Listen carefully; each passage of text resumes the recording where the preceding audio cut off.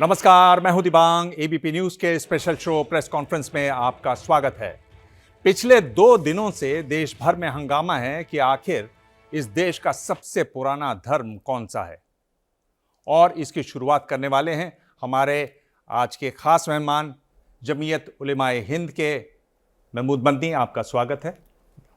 आपने खासा बखेड़ा खड़ा कर दिया है, इस पर तो बात होगी, लेकिन आखिर में आपसे एक शेर भी सुनेंगे। आप तैयार हैं? बिल्कुल।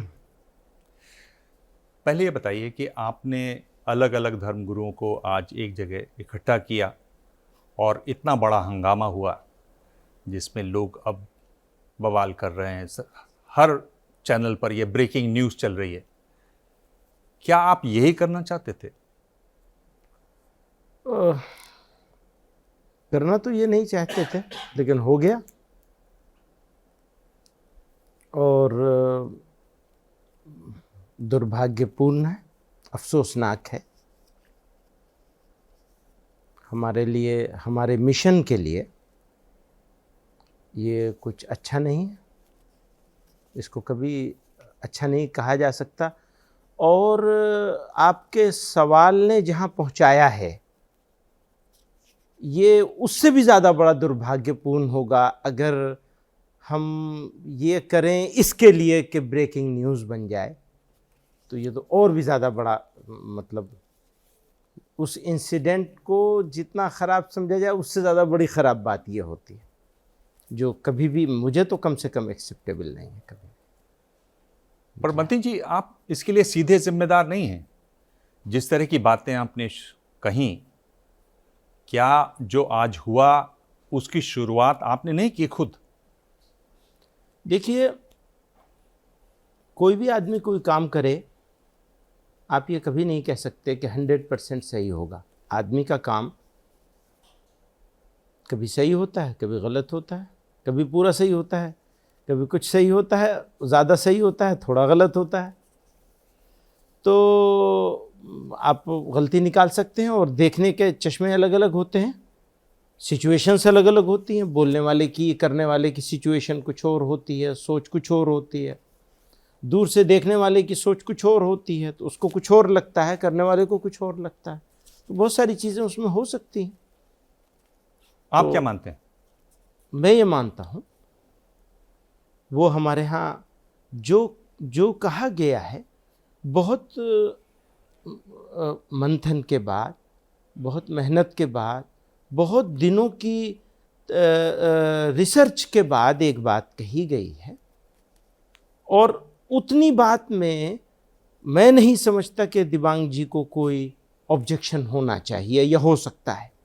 फिर भी अगर कुछ हो तो डायलॉग के लिए ओपन है हम।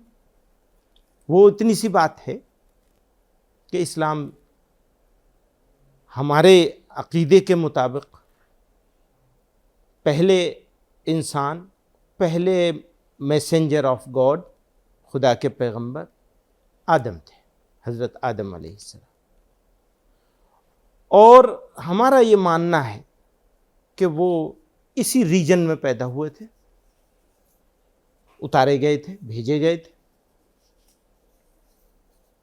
तो जब फर्स्ट मुस्लिम वो थे, फर्स्ट मैसेंजर वो थे, तो ये धरती इस्लाम की पैदाइश की जगह है, ऐसा मानना है। इस मानने को लोग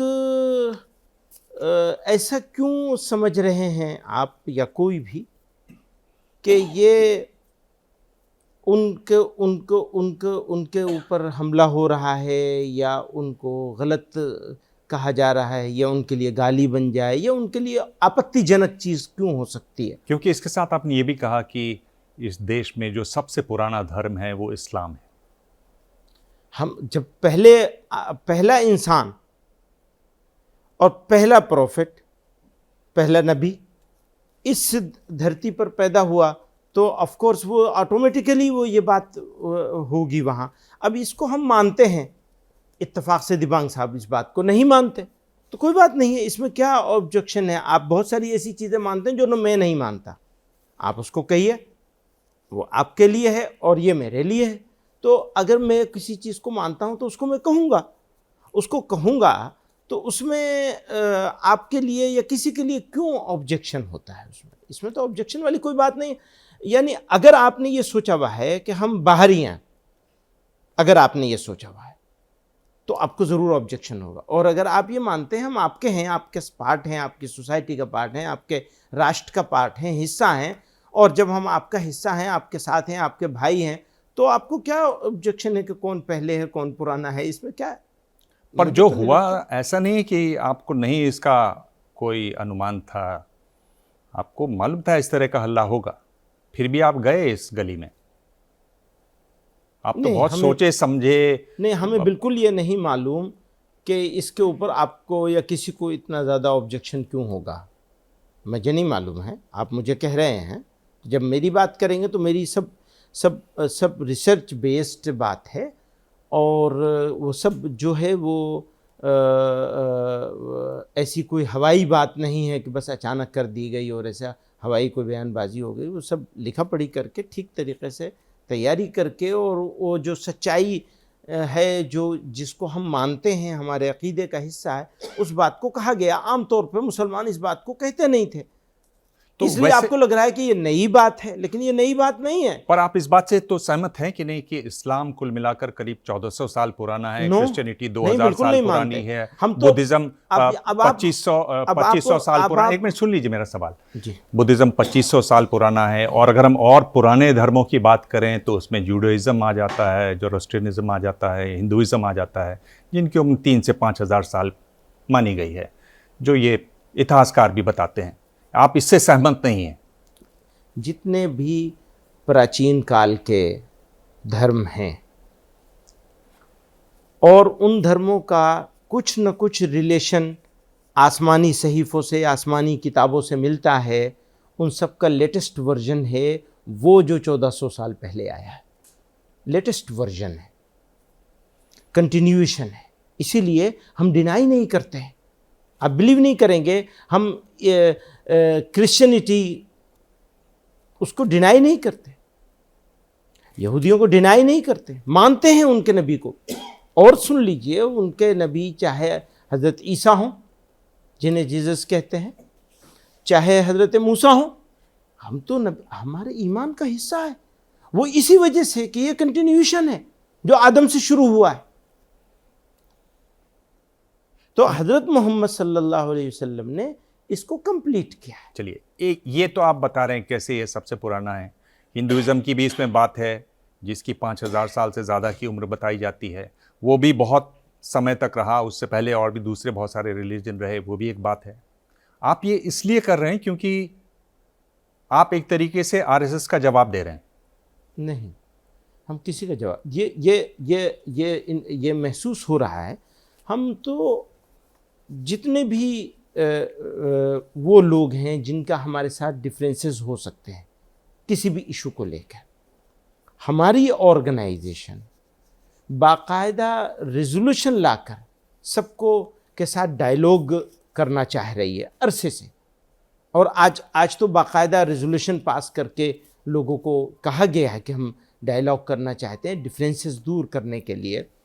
तो उसी में तो लोग छोड़ उनका छोड़ के जवाब- चले गए। जैन मुनि ने जिस तरह से कहा, उन्होंने भी अपनी बात रखी। तो देखिए, इतनी अगर गर्मी हो जाए तो क्या कोई रास्ता निकल सकता है आगे? हाँ, ऐसा है कि जब हम डिफरेंट रिलीजन या डिफरेंट सोच के लोगों के साथ बैठते हैं तो वो एक रिस्क तो होता ही है, और कुछ रिस्क कैलकुलेटेड रिस्क होते हैं। ये हमारा एक कैलकुलेटेड एफर्ट थी और है और रहेगी, हम करते रहेंगे। मेरे दिल में उस सर्वधर्म संसद का सम्मान है। मैं बहुत पहले से जुड़ा हुआ हूँ उससे, जिसको रिप्रेजेंट करते हैं आचार्य लोकेश मुनि जी, और जाने अनजाने उनको जो ठेस पहुंची है, मैं तो उसके लिए उनसे 100 बार माफ़ी मांगने को तैयार हूं। उनको ही नहीं, किसी को भी पहुंचे, आज के इस प्रोग्राम से, कल की बात से, उससे पहले की किसी पुरानी बात से, किसी नई बात से किसी को ठेस पहुंच जाए, किसी का दिल दुख जाए, ये मुझे और मेरे इस्लाम को मंजूर नहीं है। देखिए बात क्या हो रही है, आरएसएस चीफ कह रहे हैं कि हिंदू मुस्लिम के पूर्वज एक ही जैसे थे। आज कहा गया कि मुसलमानों के पूर्वज हिंदू नहीं थे, आदम थे। तो एक तरीके से नहीं, हिंदू आप नहीं थे, ये किसने कह दिया? खैर ठीक है, आप बात आपके पूरी करें। आपके वहां पर जो तकरीर हुई उसमें उन्होंने कहा, अरशद मदनी ने क्या कहा? ऐसा नहीं कहा उन्होंने कि जो नहीं, मैं चलिए ठीक है, उस पर हम क्या बहस करेंगे जी। वो ठीक है। तो आप कुछ फरमा रहे थे, पूरा कर लें। तो मैं ये कह रहा हूं कि आप एक तरीके से जवाब जुटा रहे हैं जो आरएसएस ने कहा उसका।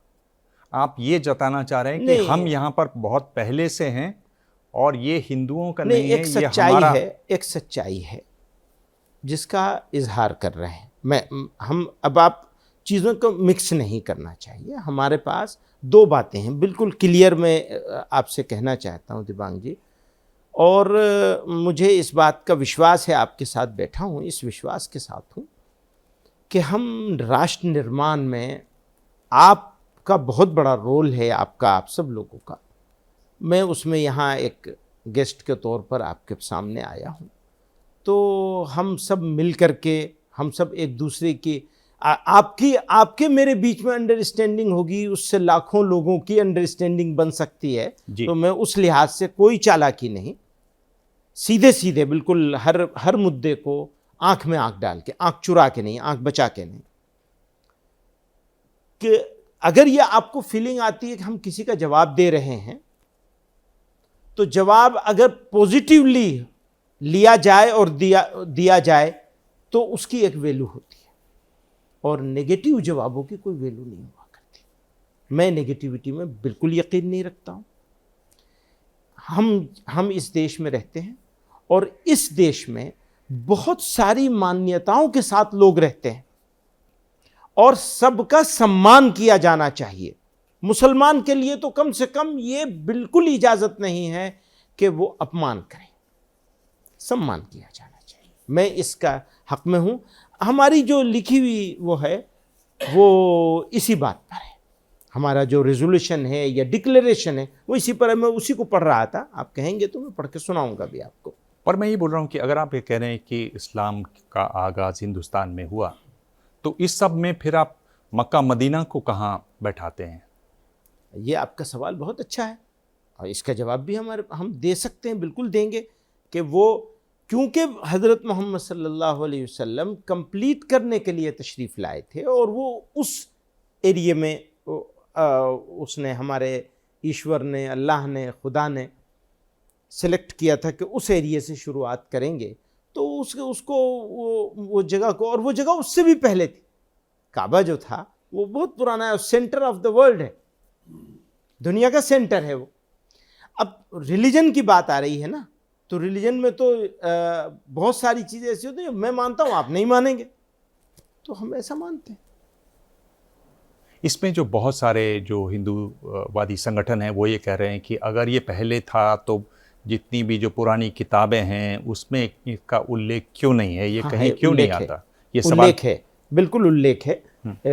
बाइबल में भी है, तौरात में भी है, उल्लेख है इसका। जी पूछिए कुर्बान, पूछिए आप। महमूद मदनी साहब, कल आपका एक बयान आया कि आप आरएसएस के साथ डायलॉग करना चाहते हैं, बातचीत करना चाहते हैं, और एक जॉइंट नेशनलिटी की बात आपने की है। इससे आपकी क्या मुराद है? और दूसरे ये कि आपके, जहाँ तक मेरी जानकारी है, प्राइम मिनिस्टर से, रूलिंग पार्टी से, उसके लीडर्स से, आरएसएस के लोगों से भी बातचीत होती रही है।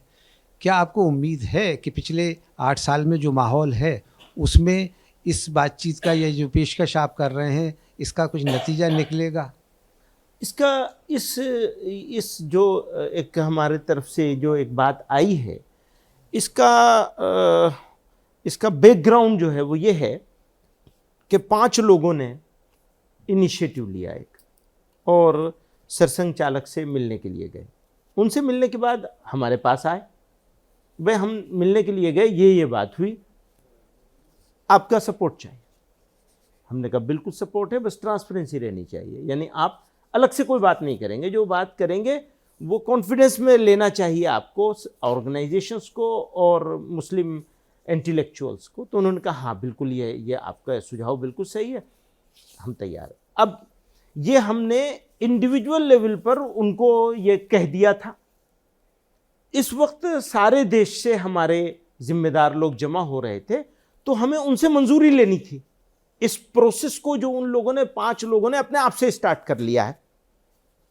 हमारे पास 2 तरीके थे। एक तरीका था कि हु आर यू, तुम होते कौन हो 5 लोग इस बात के करने वाले, बात करेंगे तो हम करेंगे। एक तरीका ये हो सकता था। दूसरा तरीका ये हो सकता था हम आपके ऊपर विश्वास करते हैं, आप इसको ट्रांसपेरेंसी मेंटेन कीजिए और ठीक तरीके से बातचीत करिए, हम आपका साथ देते हैं इसमें, आप गो हेड, बिस्मिल्लाह कीजिए, आप बातचीत करिए। क्यों?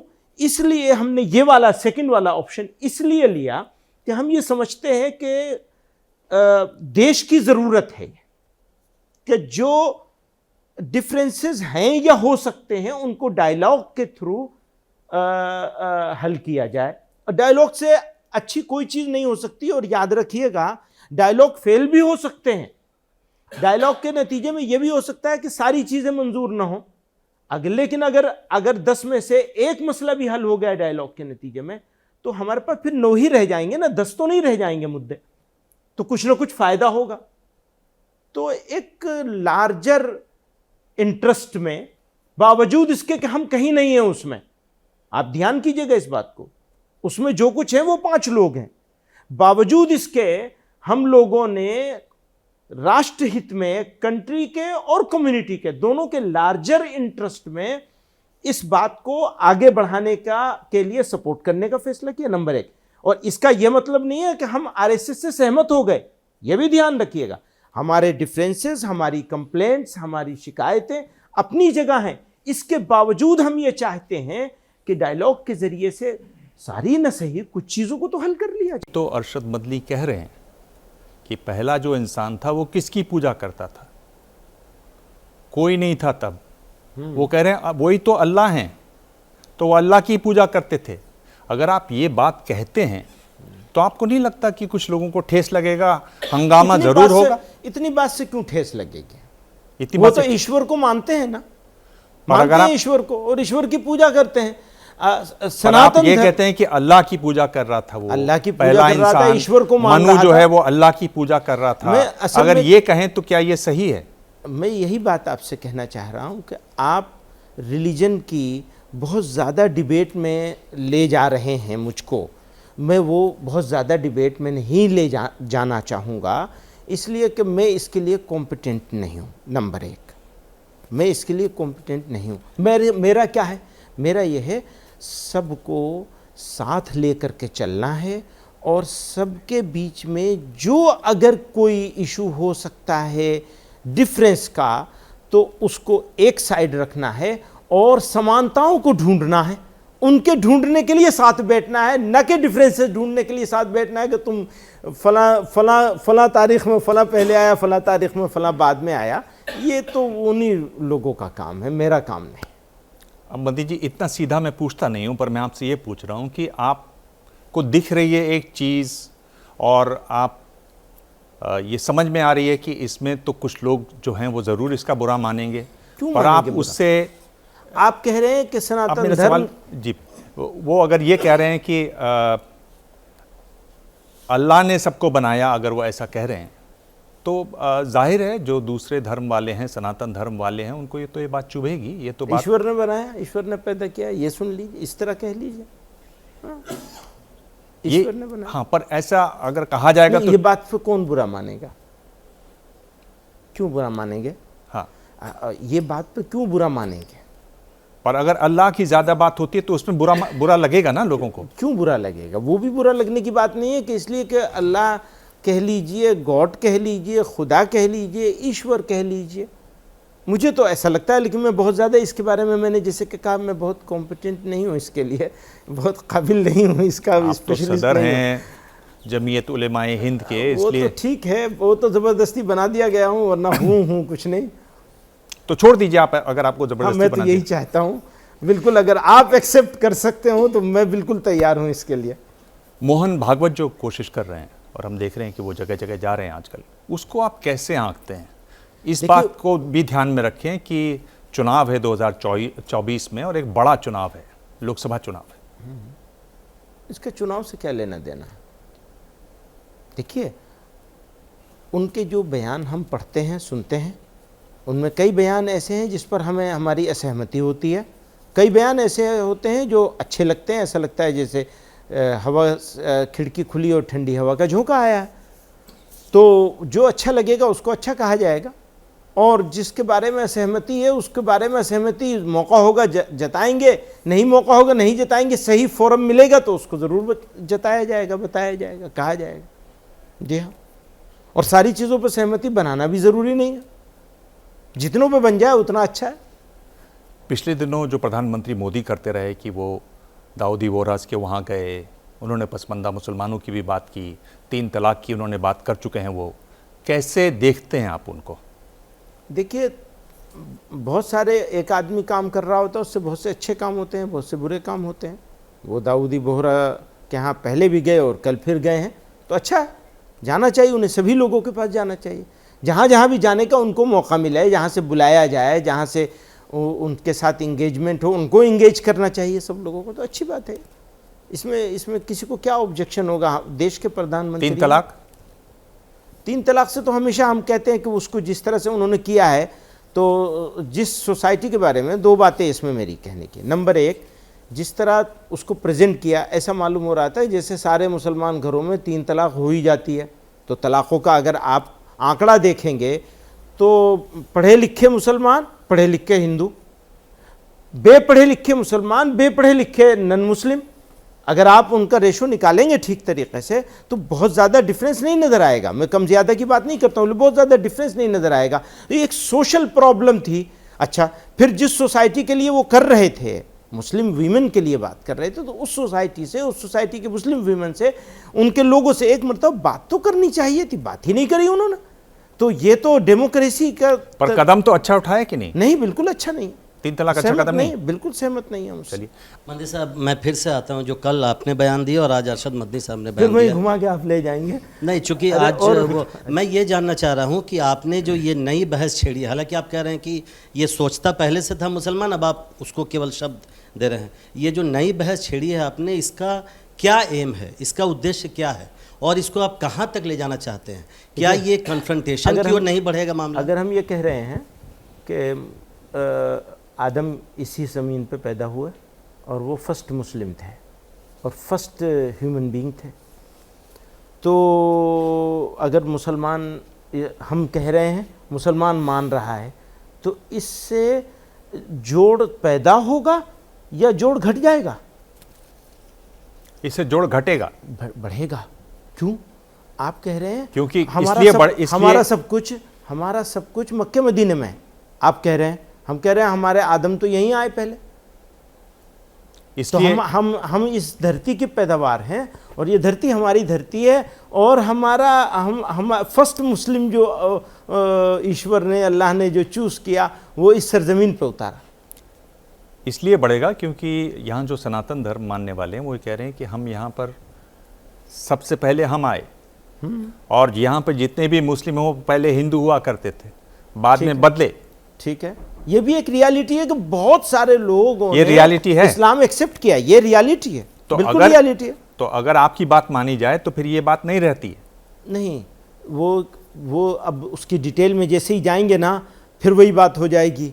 तो मैं उसकी डिटेल में जाए बगैर सिर्फ एक ही बात आपसे अर्ज़ करना चाहता हूँ कि हमें ये हमारा होमलैंड है और हमें इस बात का गर्व है कि हमारा होमलैंड है। और एक बात और अच्छी तरह समझ लीजिए, सिर्फ गर्व ज़बानी नहीं है, अगर जान जाएगी तो सौभाग्य होगा। गिरने वाला खून का एक कतरा इस धरती के लिए हमारा सौभाग्य होगा। मैं आपसे ये पूछ रहा हूँ कि आप लोग इन बातों पर क्यों लड़ते रहते हैं?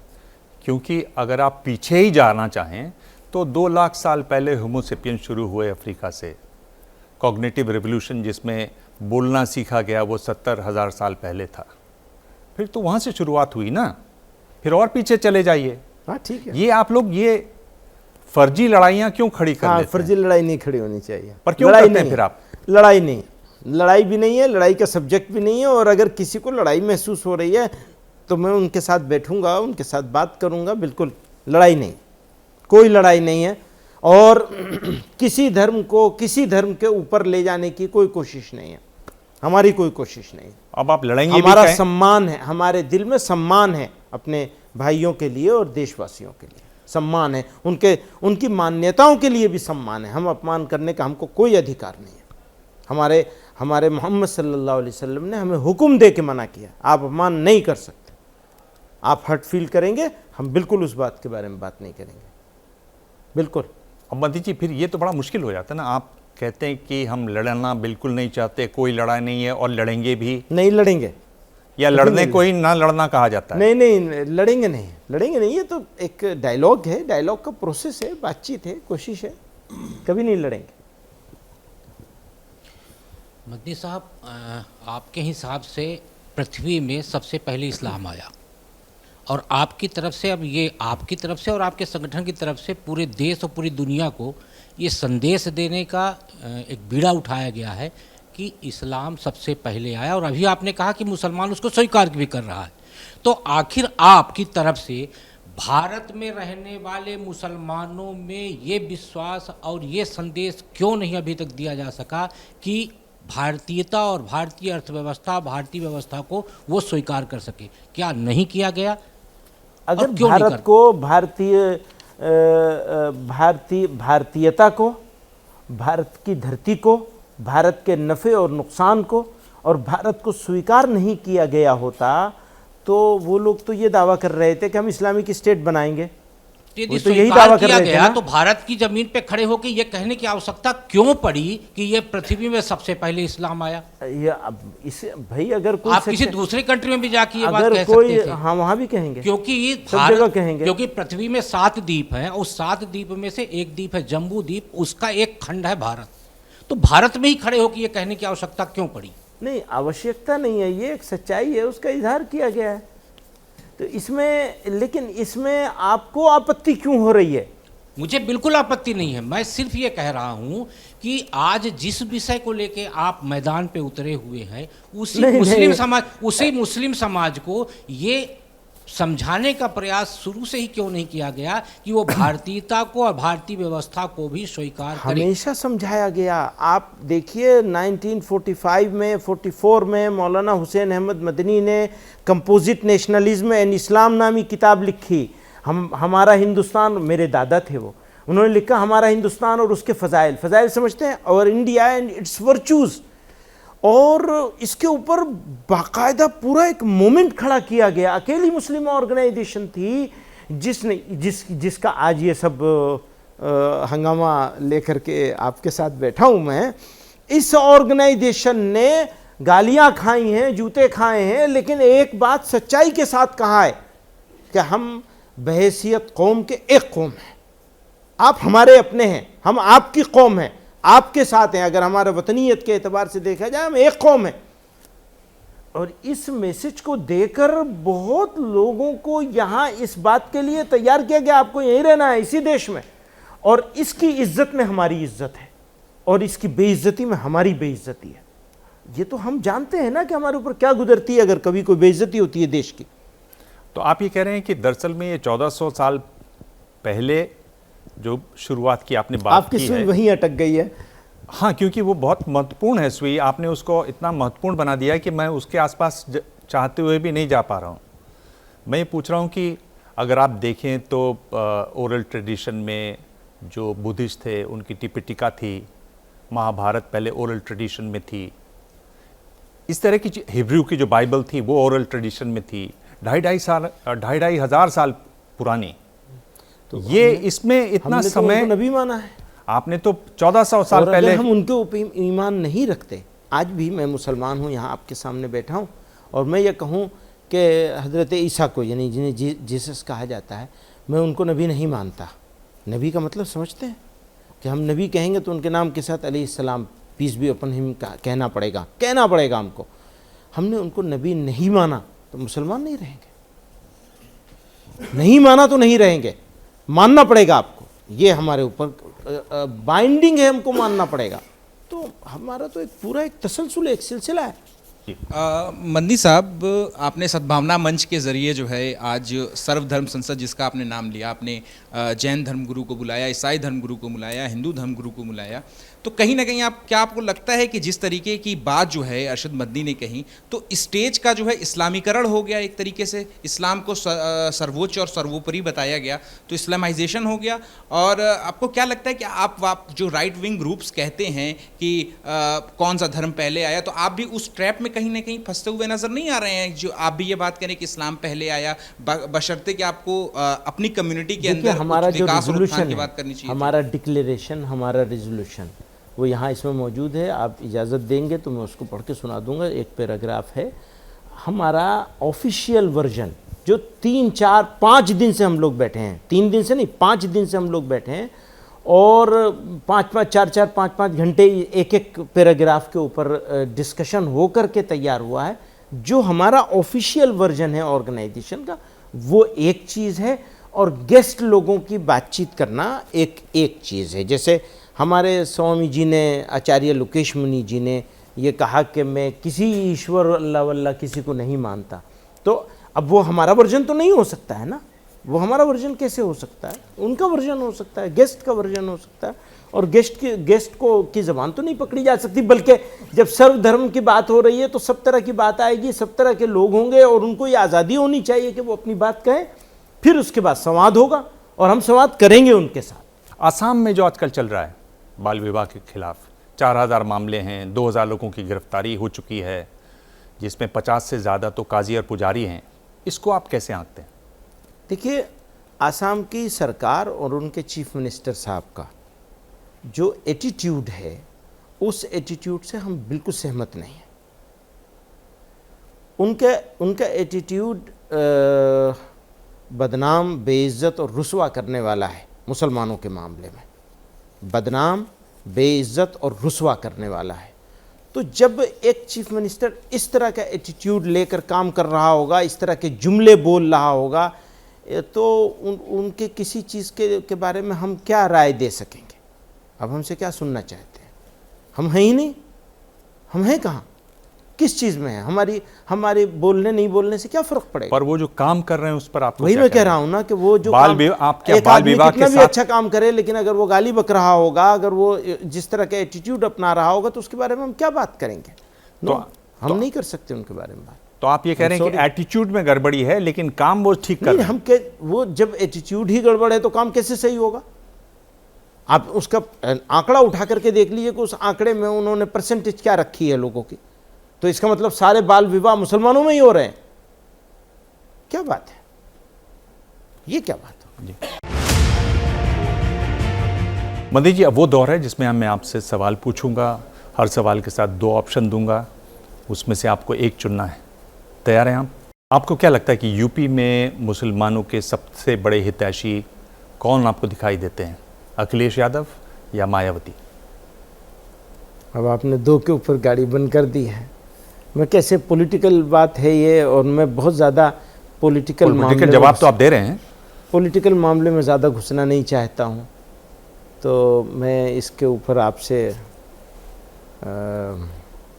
माफ़ी चाहूँगा।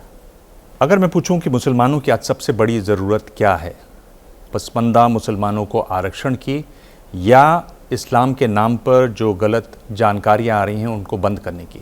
दोनों ज़्यादा ज़रूरत क्या है? दोनों की ज़रूरत है, और गलत जानकारियां, गलत सिस्टम सबके लिए बंद होना चाहिए, और आरक्षण भी मिलना चाहिए उनको, जो उनको उस पसमानदगी की बुनियाद पर मिलना चाहिए। 2024 में आपको क्या लगता है कि जो मुस्लिम वोटर्स हैं उनको किसका ज़्यादा साथ देना चाहिए? कांग्रेस का जो गठबंधन बनेगा उसका, या बीजेपी के गठबंधन का?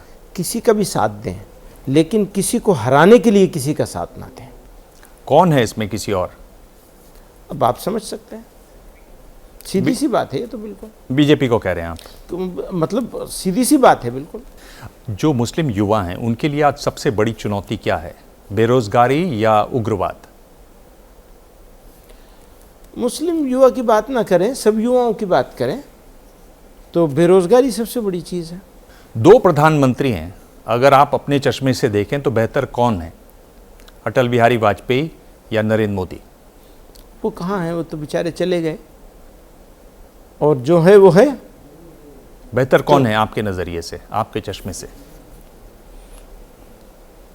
मुश्किल है ये कहना। बहुत सी अच्छाइयाँ उनके अंदर थी, कुछ अच्छाइयाँ इनके पास भी हो सकती हैं, सब लोग उसके एक लिहाज से देखते हैं। हमारे प्राइम मिनिस्टर हैं, इनसे भी कुछ उम्मीद हम लोग लगा सकते हैं, और ये उनका काम है कि हमारी उम्मीद को कितना बढ़ाएंगे, कितना पूरा करेंगे, कितना पूरा करने की चेष्टा करेंगे। पूरा तो कोई कर ही नहीं सकता। चलिए, मैं आपको सिर्फ इतना बता दूं कि 7 साल पहले जब मैंने प्रेस कॉन्फ्रेंस में आपसे ये सवाल पूछा था, तब आपने कहा था अटल बिहारी वाजपेयी। तो इस बार आपने उनका नाम नहीं दिया। हालात के बदलने से, सिचुएशन के बदलने से सवाल भी बदलता है, जवाब भी बदलता है। जी, शुरुआत हुई थी, आपने कहा था कि आप आखिर में एक शेर सुनाएंगे मुसलमानों की हालत पर, देश की हालत पर, ऐसी चीज़ जो आपको आपके जहन में आती हो। तुम्हारा दिल मेरे दिल के बराबर हो नहीं सकता, दाग ने कहा है। तुम्हारा दिल मेरे दिल के बराबर हो नहीं सकता, ये वो शीशा हो नहीं सकता, ये पत्थर हो नहीं सकता। तो इसमें पत्थर किसका दिल है? मेरा दिल पत्थर का है। और किसको कहूँगा, सामने तो आप ही है। महमूद मदनी, आपने करीब करीब सभी सवालों के जवाब दिए, और जिन सवालों से आपको आंख चुरानी थी वो आपने बहुत खूबसूरत तरीके से चुराई भी। बहुत बहुत धन्यवाद, आपने इतना समय दिया। बहुत शुक्रिया। प्रेस कॉन्फ्रेंस में आज इतना ही। अगले हफ्ते मिलेंगे एक और खास मेहमान से। तब तक देखते रहिए एबीपी न्यूज़।